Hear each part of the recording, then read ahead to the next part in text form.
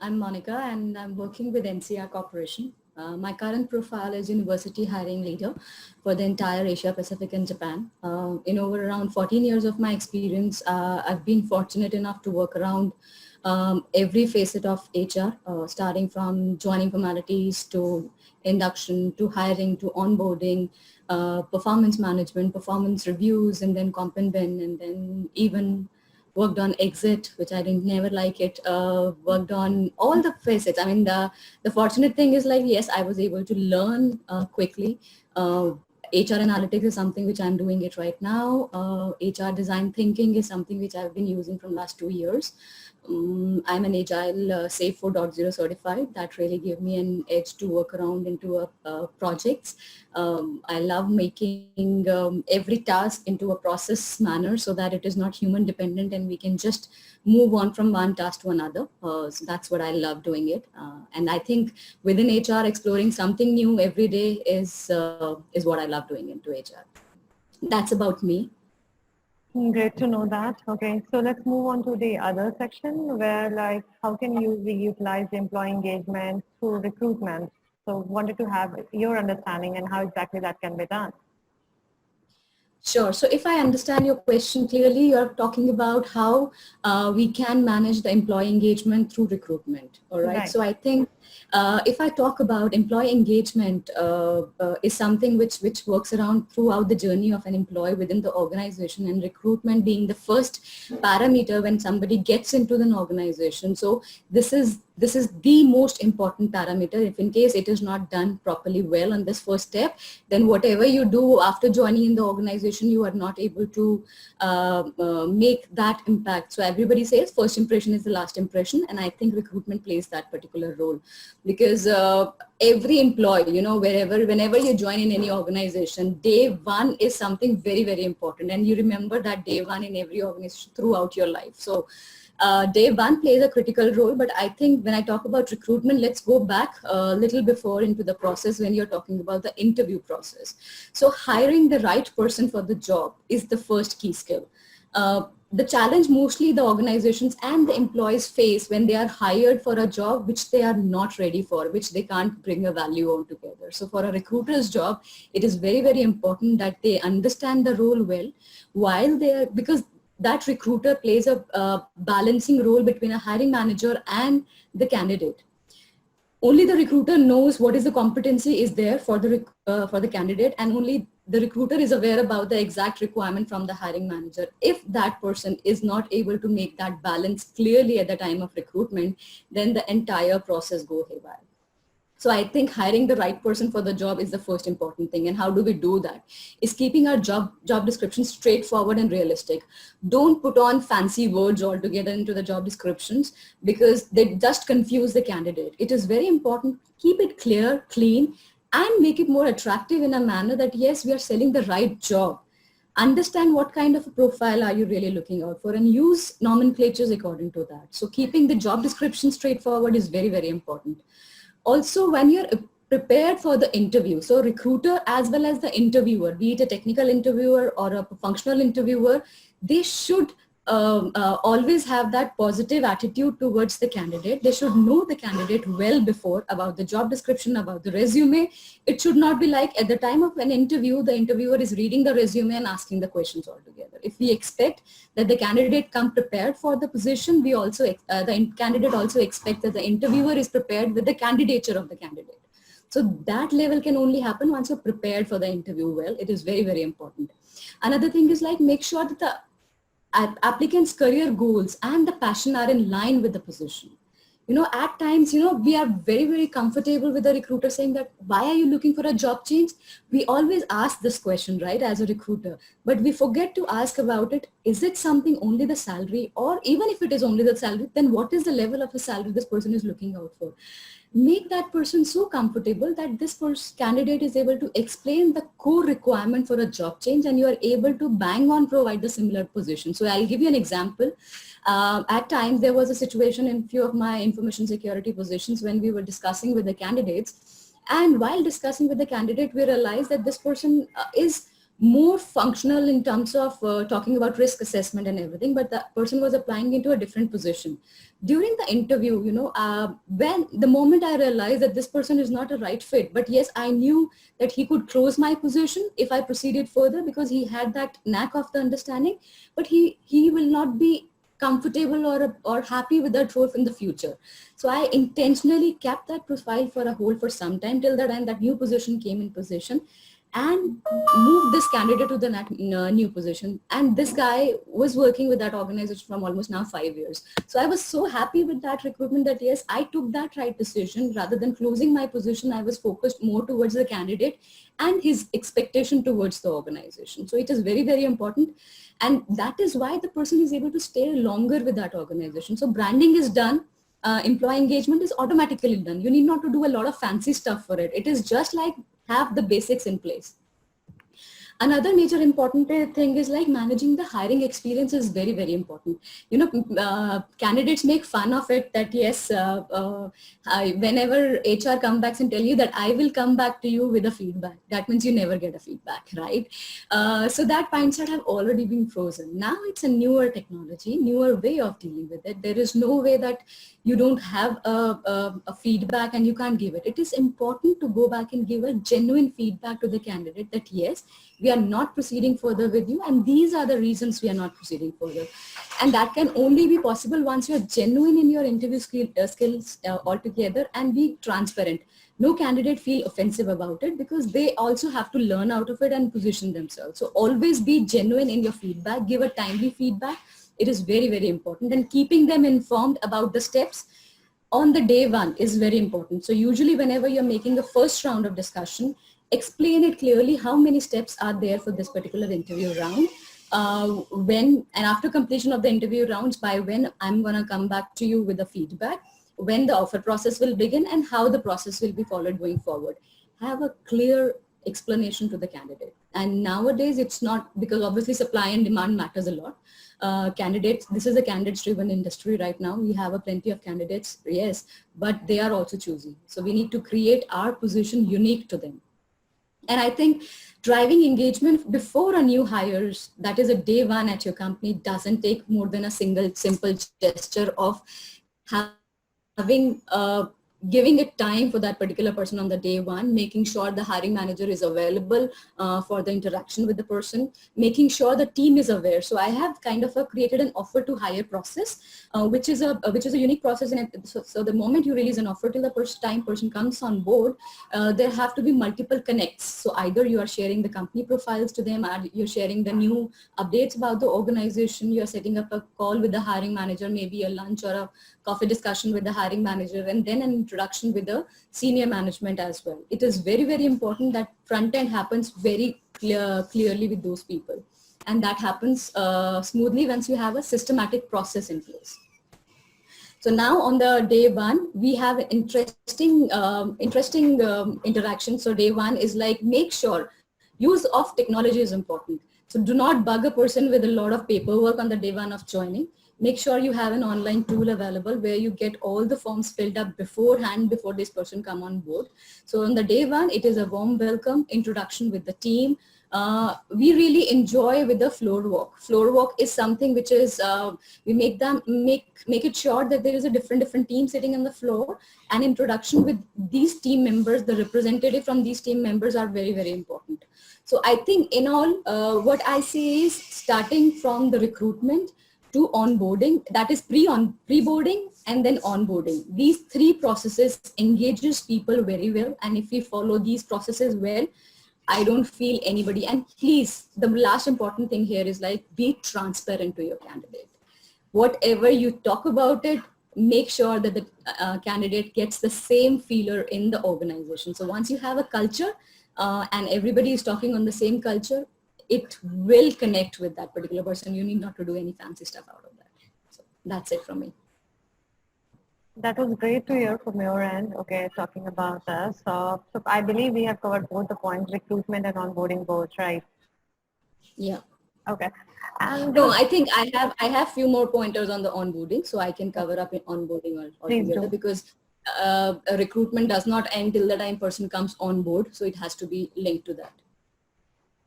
Okay, so I'll start with the onboarding again. Sure. Okay. Sure, you can.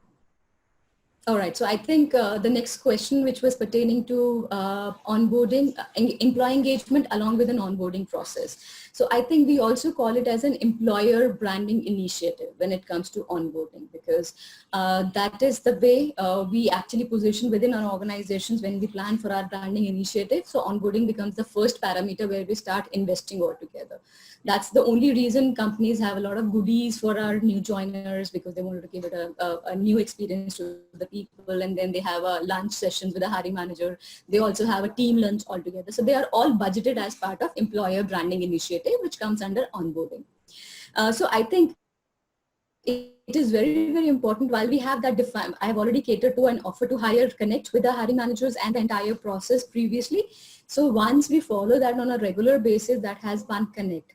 Now, introduction with the hiring manager and defining multiple tasks is very, very important on the day one. So I think a lot of companies have different connects with the candidates. One is 30, 60, 90 connect, where we reach out from an HR perspective, we reach out to the candidate after 30 days of their completion of their joining, and then 60 days and 90 days. It's kind of, we connect with them to take a feedback on their setup in the organization. Are they able to get a proper understanding? Are they able to get their goals setting up clearly, or they are able to get familiar with the teams or not? And if they have any challenges or issues, we are able to sort it out. So that 30, 60, 90 process is also very important, being defined in few organizations. Then in few organizations, there are 100 days SWOT analysis. When we say 100 days SWOT analysis, this is something unique where we give an assignment to the candidate where they meet up with all the different stakeholders and different groups, and they themselves give a SWOT analysis of the organization, what they think as in are the strengths, weaknesses, opportunities, and threats for this organization as part of a new joiner. Because, you know, those people who are already with us, at times they do not tend to see the actual facts, but a new joiner who will come, they will have a clear mindset. They have some previous experience. They will compare with a newer organization, and that analysis really works well for some organization to improvise. So I think I would suggest working in a combination of a SWOT analysis along with the regular feedbacks works out as a better onboarding initiatives. Also, when it comes to, I've already covered during onboarding, please make sure that we have all the forms being filled up beforehand so that there's no much paperwork being done on the day one of joining. Along with that, there's a social internal connect which needs to work along. So we have to create some different groups. So like in our organization, we have CSR group, which is called as Nectar. Then we have brand ambassadors who play a lot of role of employee engagement initiatives. And then there are a lot of parameters where people themselves nominate themselves for participating in the activities. We go and make them meet. So new joiners meet these people, explain to them that, yes, this is the way we work around. Do you want to be part of CSR initiatives, brand ambassador groups where we are talking about employee engagement activities, or do you want to go into a technical forum? So there are different technical forums already there. So have that planned up so well that within a week's time frame, when we are giving a lot of sessions on HR, on different factors, finance, and then team introduction, management introduction, during that visit itself, the person will be able to get to know about different flavors of the organization, that this organization focuses on more of employee connect, then this person will also be able to feel that connect. So I think that's what I would say. If we have the last and the most important thing from an onboarding perspective is performance management metrics. When we have our performance appraisals being clearly sorted out and explained to the candidate that this is your goal which you need to achieve, at times candidates struggle when they are clearly not aware about the goals which they need to achieve for a year, and they go haywire. So it is very important that the performance measurement experience is so nicely designed for them that they are able to understand what they are supposed to do, and by completion of this particular year they will be able to get a ratings, percentages, and annual appraisals. Once that thing is clear in their mind, every employee will be engaged in the organization. So that is an effective employee engagement for any new joiner. Thanks for giving your insights and defining in such a clear process and dividing it again into the sub processes. So it's easier for anyone to understand the facts. Okay.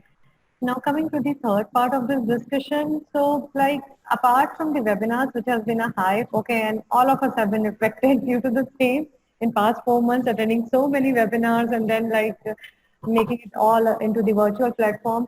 What do you think could be the effective techniques to engage employees at this moment for the organization? Okay, so I think when I talk about engaging employees virtually, if I take up this question clearly, we think from a virtual perspective that meeting people online is something once we'll have it once a week, it'll be done. So actually it's not that particular pattern. So there are two things which we will do it. One is for internal employees. And if you're talking about external events, then also we'll cover that across if you need to engage people outsiders, okay?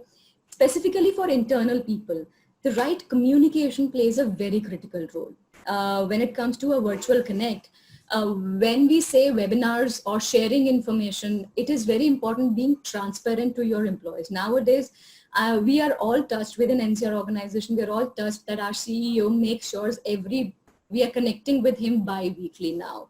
He's giving us an updates about the sales, revenues, losses, the business loss which is happening, how are we missing out on the targets, what is our byproduct if you're looking at it. So we have few setups which are not working well, but how are we investing on another part of it. That communication really engages all the employees. And I'll be very honest with you that if you have a right communication from top down and there is no breakage in between, all the employees will certainly be engaged. No need for any webinars, no need for anything else apart from that. It is very, very important that we have a clear communication as one of the parameters. Now, if I talk about a few of the setups, like nowadays we have this face-to-face while we're connecting through Zoom, through FaceTime, and within our organization we have Teams, we have Cisco's WebEx where we are collaborating with each other. So so once a week we have our team meetings where we need to make sure that we have a video chat for sure, where we are able to see each other. And we have an informal communication. That time we do not discuss much of our work. We understand how is the family, because right now it's a different, unique setup. It's not a normal scenario. We are undergoing a pandemic where each and every employee is undergoing a pressure, health issues are there, and then there is a suffocation altogether which is binding us. We are not so sure what's going to happen tomorrow, right? So those things really impact each one of us. So it is important that we have informal discussions where we are able to collaborate with each other on a regular basis. So once a week we have that video connect with the people. Then we can also have, whenever we feel like, once in a quarter where we are planning for an onboarding process for few groups, or we are planning for a team get together. So we can have a virtual lunch connect. And virtual lunch connect, if I say, so you order a lunch for your team members online to get that delivered to their house, and all of us sit together on a call and have a chit chat and have a lunch together. That's where we are able to have that online and a virtual lunch connect, where we are not we are missing our cafeterias a lot in our organization, but this way we are also sharing that particular meal. Second is, yes, virtual panel discussion is quite in right now, not only in external seminars, but also internally nowadays. We are kind of exploring our internal talent and calling them as a panelist and bringing them to share their experiences with all our employees. So that's becoming a quite engaging activities to utilize our skill. Another important thing which we have learned is internal training initiatives. Usually companies used to spend a huge amount of money for the external trainings. But for that, we do not have funds anymore, and we do not have time where we're calling these people on board. So we are utilizing our internal talent. We are having a platform where they are all coming up with a different sessions and delivering trainings as per the skills, be it within HR as well. So I'm glad that from last 3 months, each of our HR people have delivered trainings on a multiple like project management, agile training, design thinking. So we are making sure that each one of us are learning together. So virtual session. And another tools, I'll give you a few tools which are there, like Kahoot.it is one of the tool which is available for online quiz. So when you have a huge team members all together and you need to bring all of them together, I'm talking about 100 plus, 100 to 300 people, you can bring it in one particular quiz. So we kind of run once a month team quizzes where we are asking questions about their knowledge about the organization. So maybe a revenue numbers, the challenges they are facing. So we kind of put them in MCQ questions, and it's an online quiz. We run it with the people on their mobile phone. They give their responses and we are able to see the statistics, who is winning and who is losing. So that way we are engaging them once a month. Then scribble.com is also another initiative where it is a funny part. So you go to Scribble where people scribble and then design some point, and people have to guess what is this image about. So those kind of initiatives are also there. At time on Friday evenings, there is online Tambola also. And yes, people are also sharing, so they used to have a Friday evening party. So they are having bars in their house. So they're sharing drinks over the call in the Friday evenings, those people who wanted to join. Then they have musical evening. People are singing, playing guitar. So all the hobbies are coming out so well. We never realized people are so talented since this virtual stuff has come up all together. So I think plenty of options. Right now, we just do a Microsoft form and a Google form, enter a few quizzes, give it to our employees just 30 minutes before, and there's a reminder there is something surprise coming up to you. After 30 minutes, they answer the questions and we get the results. So, it's simple act, but if it is done genuinely for the benefit of the people, don't just think about making a number target that yes, I have done so many activities to achieve an employee engagement metrics altogether. But if you do it genuinely, that it is done for my employees and just to make them eased out, you will definitely bang on, and there are plenty of options available. So I covered few one over here. So hope that answer your question. Yes, that has answered most of the questions and into a great way actually. And you have given me multiple ideas. I can implement all these things into my organization too. Okay. So I was thinking out that maybe somebody who, apart from that particular GAN, okay, that do this, that, and all, could give me the real-time examples. They have done it into their organization, and I can implement that too, because I cater to employee strength of close to 400 people, and that was a great one. Okay, so organizing these kind of events would take some time, but I'm looking forward to do the same. Okay. So thanks, Monica. Thanks. There are a lot of it. I mean, I'm just telling you.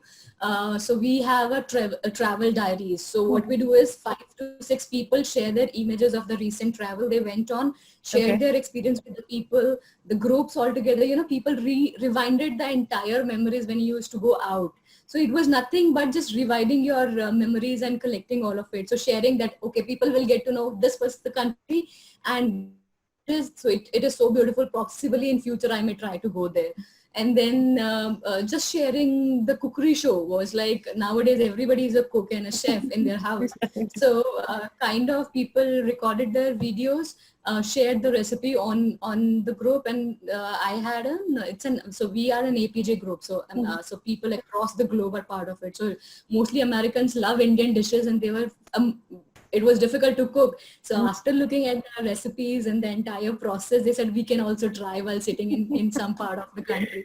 So I think plenty of options, just exploring is something which is important. So thanks for providing all your insights onto this topic, and thanks for taking out time on a Sunday evening actually, when we're looking forward to start the offices again from tomorrow. So we might connect offline to get more ideas and insights onto the same. Okay. Thanks again for coming today. Thank you so much. Thank you. Have a great evening. Bye. Bye.